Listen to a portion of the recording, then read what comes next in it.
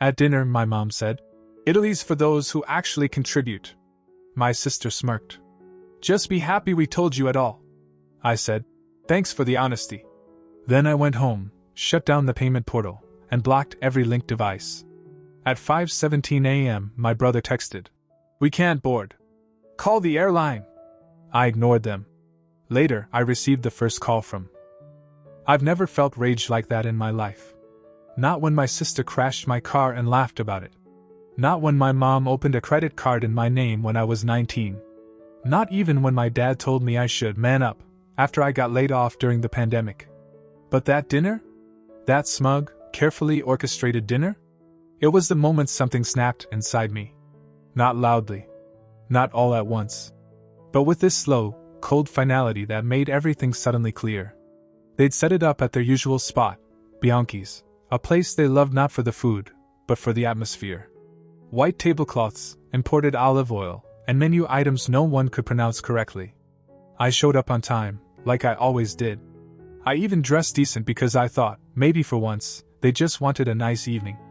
A calm family moment. I was so stupidly hopeful. Everyone was there already. My mom kissed my cheek like she hadn't ghosted 3 of my calls the week before. My sister barely looked up from her phone. My brother nodded like we were coworkers, not siblings. And my dad gave me that tight, forced smile he always uses when he's about to say something awful but hasn't decided when. Dinner started normal enough. Bread. Wine. My mom complained about airport security even though she wasn't flying for another 24 hours. I remember laughing at something dumb my brother said about his trainer, and for a second, it actually felt like family. Then the mood shifted. You could feel it, even if you didn't know what was coming. My mom waited until the pasta arrived. I had just taken my first bite when she set down her fork, looked directly at my sister, and said, "Italy's for those who actually contribute." Silence. No one reacted. Not at first. Then my sister smirked, not even trying to hide it. My brother kept looking at his phone, but I could see his shoulders tense up. My dad casually wiped his mouth, as if it was just another Wednesday. "Just be happy we told you at all." That was from my sister. She didn't look at me when she said it. Didn't have to. It was all so rehearsed. I said the only thing I could. "Thanks for the honesty." And I meant it. Not because I appreciated it, but because finally, they'd said what they'd been thinking for years. I wasn't really part of the family. I was the bank. The safety net. The one who could be stepped over as long as I kept paying for the floor. See, the Italy trip was my idea. I wanted to do something special. We hadn't traveled together in a decade, and I thought maybe, just maybe, it could be a fresh start. So I planned everything. Booked the flights, reserved the hotels, even arranged day tours. Spent just under 30 grand from money I'd saved over 2 years. I figured I'd get some of it back later. That was the unspoken agreement. But apparently, their plan was to go without me. They'd decided I wasn't driven enough. That I didn't understand what it meant to be building a future. All of this whispered behind my back, then casually dropped on me like it was no big deal. I paid the bill, of course. No one offered. They never do. I left without saying goodbye. When I got home, I didn't rage or scream. I sat down, opened my laptop, and started canceling everything. The flights. The hotels. The car rentals. Every reservation I'd made. The system let me recoup about 80% of it. So yeah, I lost $6,000 just for the privilege of not being humiliated across the Atlantic. Then I revoked every linked device. My sister, my mom, my dad, they'd all had access to my travel app. I kicked them out. Then I blocked their emails from my account entirely. I finished at around 3 a.m. At 5:17, my brother texted, "We can't board. Call the airline." By 6 o'clock I had 5 missed calls from my mom, 2 from my dad, 3 from my sister. One text from my dad just said, "What did you do?" At 8:10, the phone rang again. I picked up. "You're out of the apartment. I want you out by next week." Then he hung up. I stood there in the quiet, looking around at the place I'd called home for 2 years. Technically theirs. I paid them $1,000 a month to live there, less than market rate, sure, but I'd been micromanaged like a teenager. They chose when the AC was allowed to be on, who could visit, what furniture was acceptable. Next week? No. I started packing that morning. And for once in my life, I didn't feel afraid. I felt free. I didn't reply to his call. Not to the message. Not to the threats. I just started packing. Slowly, deliberately. Not because I was scared, I wasn't, but because I wanted to remember this. I wanted to remember every piece of clothing I folded, every drawer I emptied, every little item I had once felt lucky to own while living in their apartment. They wanted me out by next week? I'd be out in 2 days. It wasn't even noon before I had half the kitchen boxed up and 3 bags of clothes sorted. Around 3 p.m., I found a listing online for a furnished one-bedroom in a quiet part of town. The guy renting it had just taken a job in Canada and needed someone immediately. I messaged, he called within 10 minutes, and after a quick video tour and a Venmo transfer, the place was mine for the next 6 months. Just like that. No co-signed lease. No. Dad has to approve. No questions about whether I really needed a second pillow. The next morning, they came over. I was kneeling on the floor taping a box shut when I heard the knock. I knew it was them. I didn't even have to look. I opened the door, and there they were, my mom, holding a plastic container of Danish pastries, like this was some kind of family brunch. My dad behind her, his hands in his pockets, staring at the floor. I could hear my sister on speakerphone through my mom's bag. My mom said they'd been thinking that maybe they were a little hasty. My dad said I was clearly in a bad place emotionally, and they were willing to forgive and move past it if I stopped acting irrationally. It took everything in me not to laugh. You think I'm irrational because I stopped funding your trip to Europe? Because I didn't let you humiliate me and still pick up the tab? My sister's voice chimed in from the phone. She said I was acting hostile. That I was blowing up years of family over one mistake. That this was drama. That word, drama, was what finally did it. I told them the truth. All of it. I laid out every little moment that had been festering inside me for years. Not just the Italy trip. Everything. The time I took out a loan to help cover Dad's back surgery because insurance wouldn't. The times I canceled plans because Mom guilt-tripped me about being absent. The time I paid my sister's rent, twice, because she said her roommate bailed. The years I gave and never got so much as an apology. You don't get to call it drama now. You don't get to play confused. They stood there, pretending to listen. My mom said something about how I was rewriting history. My dad said I should calm down before I burn all my bridges. Too late. I told them I was moving out in 2 days. No, they didn't need to worry about rent.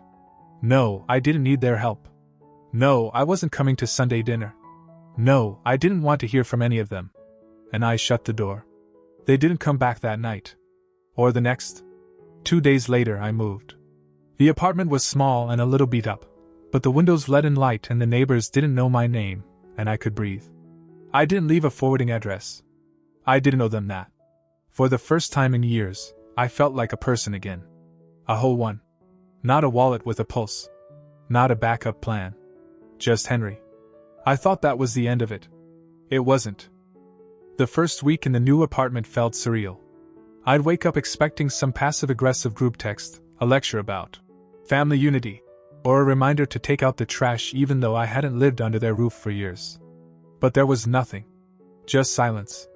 It was the kind of silence I didn't know I needed until I had it. I filled my space slowly. Got a cheap couch off Facebook Marketplace, set up my desk in front of the window, bought a second-hand espresso machine because I could. Every choice, every little decision, it was mine. No one hovering. No one asking why I needed something. No one guilt-tripping me over priorities. Then, a week and a half after I moved, I got an email. Subject line, please call us. It's urgent. It was from my mom. I deleted it without opening it. An hour later, another one came from my dad. We need to talk. It's important. Please don't ignore us. I muted the thread. But I couldn't help checking their socials. My sister's Instagram had gone quiet. My brother's gym check-in stopped. My mom's Facebook hadn't posted a single cat meme in days. Which, for her, was basically a cry for help. Then came the third email, this time from my brother's account. Hey. Something happened. Please. Just call me. I didn't. I sat with it for a few hours, wondering if someone was seriously hurt. And for a moment, that old guilt crept back in. That reflex they'd hardwired into me, where everything was somehow my responsibility. Where ignoring them meant I was a bad son, a bad brother, a heartless person. But that moment passed. By the time I opened the email out of pure curiosity, it was already outdated. The content was vague, like they were afraid to explain the full situation over text. But I got enough from the tone. Something went wrong. Something big. 2 days later, I found out what it was. They didn't tell me. My cousin Derek did. Apparently, the airline never refunded the taxes on the non-refundable leg of the trip. The hotel in Rome charged a cancellation fee that was conveniently buried in the fine print. And the travel insurance? They never followed through with the claim because none of them had actually read the policy I bought. Total out-of-pocket loss for them? Almost $8,000. Worse? My dad had put a chunk of it on a card he was already behind on. The bank froze his account after a missed payment, and my sister's tuition reimbursement from her job fell through. Their trip that never happened still managed to financially wreck them. Karma's got excellent timing. And that's when they started begging. The calls picked back up. This time, voicemails. My dad, stammering about needing to talk. My mom crying. My sister saying it had gone too far. And they were all suffering. I listened to all of it. Didn't answer a single one. Then, on a Tuesday morning, my mom called 5 times in a row, and the last voicemail changed everything. She said in between sobs that if I didn't help them now, I wasn't their son anymore. I played that message twice. Sat there staring at the wall while it sank in. You're not our son anymore. It was meant to guilt me. To manipulate me. But it didn't hurt the way they thought it would. It felt pathetic. Desperate. Empty. I didn't reply. 2 months passed. I started feeling like I had a rhythm again. Grocery runs. Work. Friends. Peace. I was sleeping better. I looked healthier. People noticed. Then, one afternoon, I saw something that made me stop in my tracks. I was walking to get lunch, and there was my dad's car, except it wasn't my dad driving it. A week later, my cousin sent me a screenshot. They'd sold the car. The moment I saw my dad's car listed on Facebook Marketplace, something shifted. I wasn't surprised they sold it. They always put pride above planning, but what caught me off guard was how fast it had all crumbled.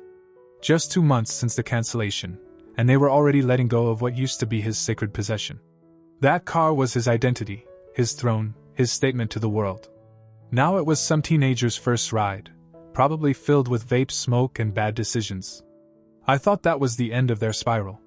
It wasn't. A week later, just after I got back from the grocery store, I found someone standing at my door. Hoodie, sunglasses, backpack. For a second, I thought it was a neighbor. Then I recognized him. My brother. I hadn't heard from him since that night he texted me from the airport like a lunatic. No warning now either, just showed up like this was a sitcom, and we were about to patch things up over a couple beers. He didn't wait to be invited in. Walked straight past me, sat on the edge of my couch, and just said it. They need help. I leaned against the wall and listened. Apparently, things had taken a turn. Their savings were drained. Credit cards frozen. The bank had started sending warnings. My mom's hours at work got cut. My sister, who was supposed to be the successful one, was under some kind of HR investigation at her company. Something involving misuse of a corporate card. He didn't give details, and I didn't ask. Then he hit me with it. They're behind on the mortgage. That was the one they'd always held over my head. The apartment they let me live in for $1,000 a month while constantly reminding me how lucky I was. Now it was at risk. 2 months behind. The bank had already sent notices. I said nothing. He reached into his backpack and pulled out an envelope like it was some grand reveal. Inside, printed bank statements, a drafted repayment contract, a whole formal request asking me to loan them $10,000 to stabilize things.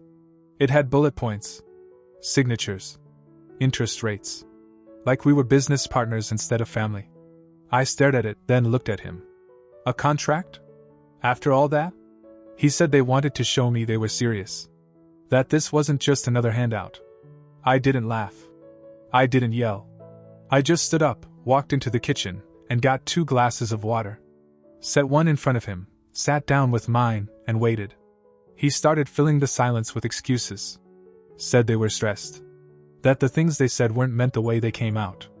That my mom didn't mean it when she said I wasn't their son. I just listened. Then I said calmly, simply, "No." He blinked. Like I was speaking another language. "No? No. I'm not helping. Not again." He sat there for a long time. Then he said something that really stuck. "If you don't help them, this could get really bad." I told him it already had. And I walked to the door. He didn't argue. Just stood up, mumbled something about how they'd figure it out, and left. That night, I got a voicemail from my mom. Her voice was shaky. "We shouldn't have said that. About you not being our son. We were angry. Scared. You know we didn't mean it." I deleted it. Because I didn't care anymore whether they meant it or not. It was what they really thought. I was only family when I was useful. When I wasn't, I was disposable. Then, 3 days later, something happened that caught me completely off guard. I got a fraud alert email from my credit monitoring service. Someone tried to take out a payday loan in my name. A $3,500 online application. Using my old address. Using my name. But it didn't go through. Because I'd frozen my credit months ago, right after I moved. Just a precaution at the time. I never imagined it would be them. I requested a copy of the application. Everything matched. Name, birthday, social. It wasn't a hacker. It was someone who had my information already. Someone I used to live with. They never mentioned it. Never owned up. But I knew. And for the first time in my life, I truly didn't feel like their son anymore. I felt like a target. I didn't confront them. There was no point. If they were willing to use my identity to squeeze out a loan, then whatever was left of our relationship wasn't worth preserving. I filed a report, locked down my credit even harder, added an alert with the bureaus, and moved on. Quietly. Without drama. That's the part they never understood. Cutting someone off doesn't always come with yelling. Sometimes it's just a locked door and silence. For a few weeks, nothing happened. The messages stopped. The calls stopped. I almost started to believe they'd finally accepted it. Then, out of nowhere, I got a message from my cousin Lena. Just a screenshot, no caption. It was my mom's Facebook post. She tagged half the family and wrote, "Some people pretend to be family until you need them. Some people pretend to love you until you're no longer useful. But that's okay. God sees everything." There were comments. Lots of them. All vague and loaded. "So sorry, Aunt Marie. You don't deserve that. Some people forget who raised them. God will handle it." And then came the direct messages. Aunts. Uncles. Even my grandma. "Why are they saying these things? What happened with your mom? You need to fix this, Henry. Family is all you've got." I didn't respond to most of them. But then my Uncle Jeff called. Not a voicemail, an actual call. I picked up. He asked me straight, what the hell happened? So I told him. Everything. The Italy trip. The cancellation. The eviction. The manipulation. The payday loan attempt. Every ugly detail I'd kept quiet out of respect, thinking maybe they'd come around. I didn't sugarcoat it. He didn't interrupt once. Just listened. When I finished, he was quiet for a second. Then he said, "Jesus Christ, Henry. They didn't tell us any of that."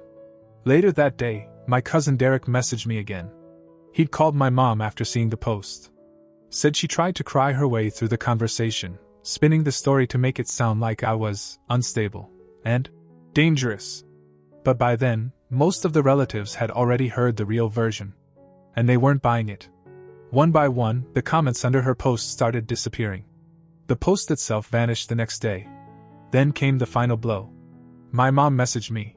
Not with an apology. Not with regret. She just said, "I hope you're happy. You've turned everyone against us." I stared at it for a minute. Then I typed one sentence. "You did that all by yourself." Sent. Blocked. And for the first time in years, I didn't feel guilty. After I blocked her, I expected things to go quiet again. I thought maybe that was it. The final swing, the last pathetic jab. But I should have known better. Silence isn't my family's style. If they couldn't control me, they'd try to control how people saw me. 3 days later, I woke up to a flood of notifications.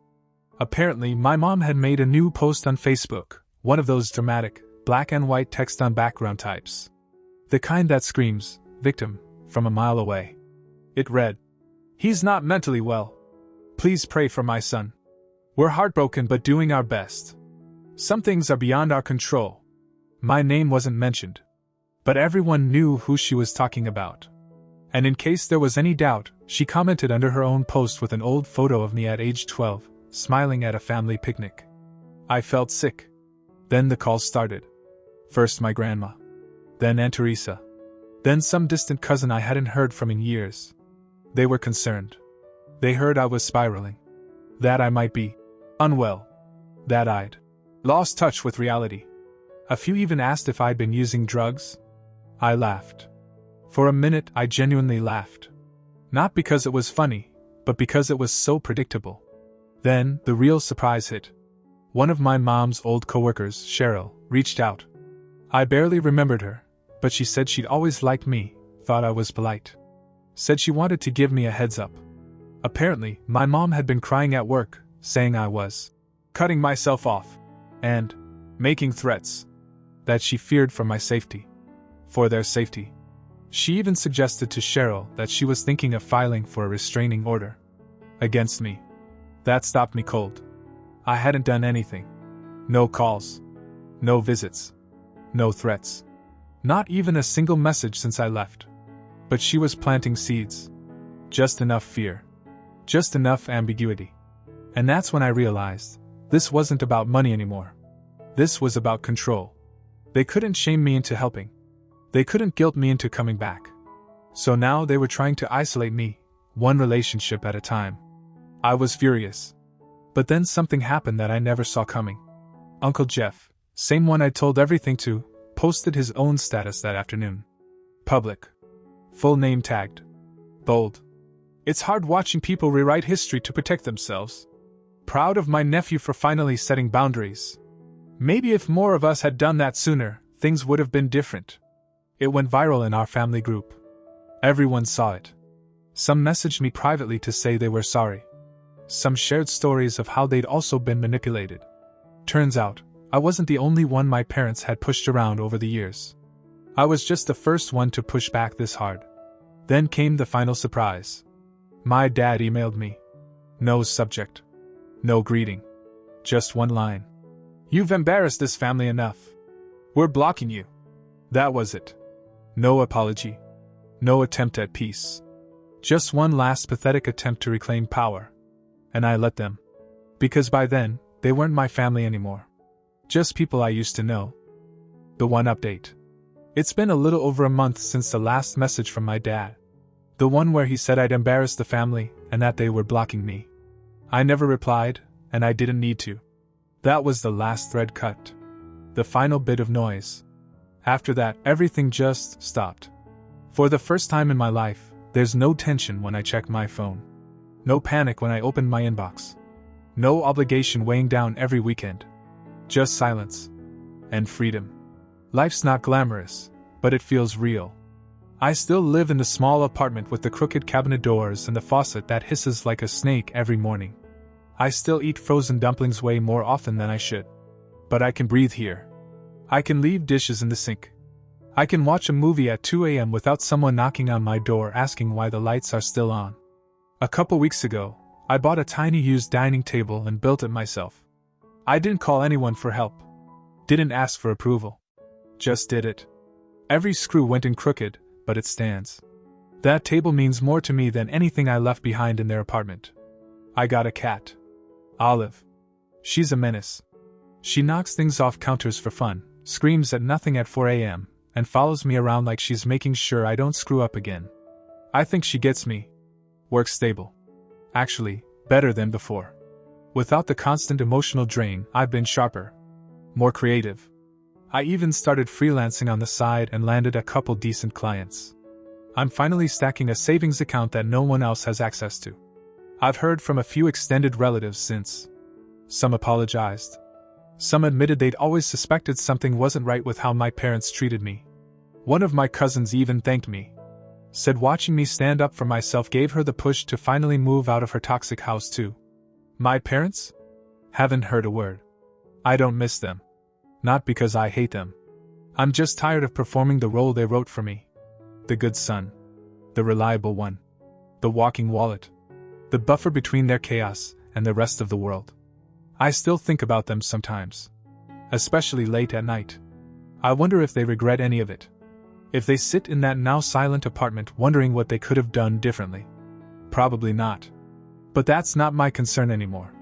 Here's what I've learned: when people say, family is forever, they're not wrong. But sometimes, the family you're born into isn't the one you're meant to keep. Sometimes you build your own, with the friends who check in, the neighbor who invites you over for board games, the cat who curls up on your chest when you can't sleep. I thought I'd feel empty without them. Instead, I feel full. Whole even. And for the first time in years, I'm not trying to get back what I lost. I'm finally building what I never had.